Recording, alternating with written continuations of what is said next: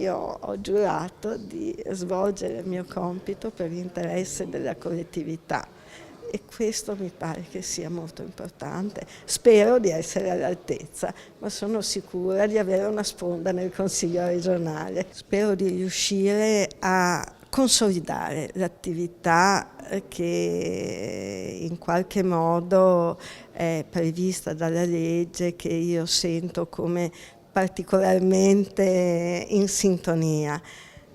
Cercare di favorire dei buoni rapporti fra amministrazioni e cittadini, soprattutto sotto il profilo della comunicazione. Per i minori vorrei valorizzare ancora di più questa rete di volontariato, di partecipazione, di cittadinanza attiva nei confronti dei minori che sono in difficoltà. E per quel che riguarda i detenuti vorrei cercare di favorire da un lato una conoscenza della situazione reale degli istituti penitenziari del Veneto. Sono 9 istituti, alcuni sono molto vecchi più che di data di costruzione, forse, ma di impostazione le strutture non sono delle strutture adeguate. Ma soprattutto vorrei